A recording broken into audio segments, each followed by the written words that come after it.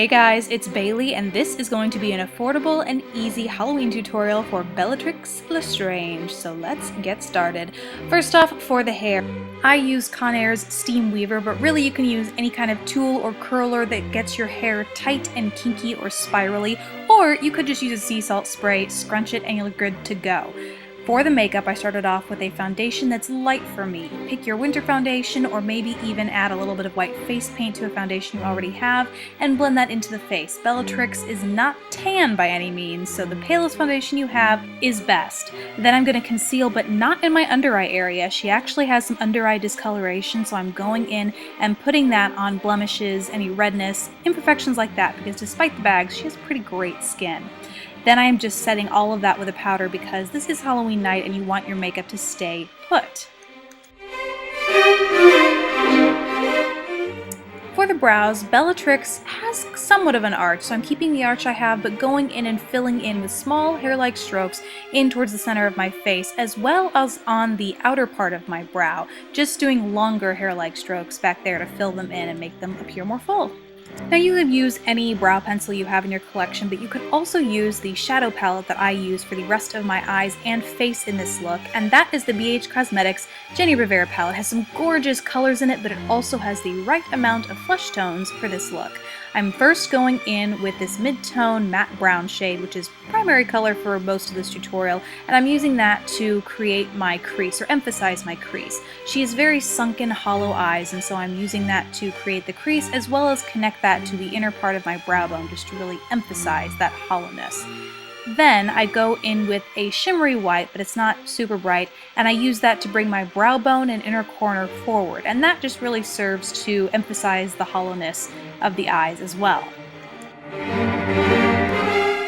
Now for the under eyes, I'm using this matte maroon shade, and I'm going same brush that I've been using, and I'm going in and placing that lightly in my under eye area, just creating some dark circles because evil never sleeps.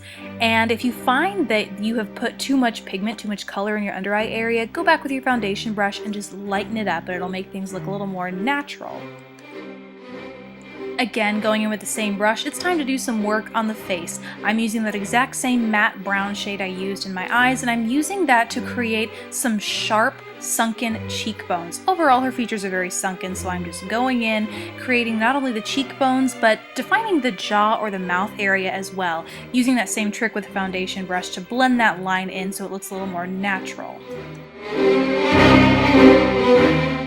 Now, good or evil, no girl can step out of the house without some eyeliner and mascara, so I'm lightly smudging, again, that same medium brown along my lash line to give my eyes some definition, and then I'm going in with a more natural mascara. This is the CoverGirl Flamed Out Mascara, just to lightly define the eyelashes because she does not have mega lashes, but there is some definition there.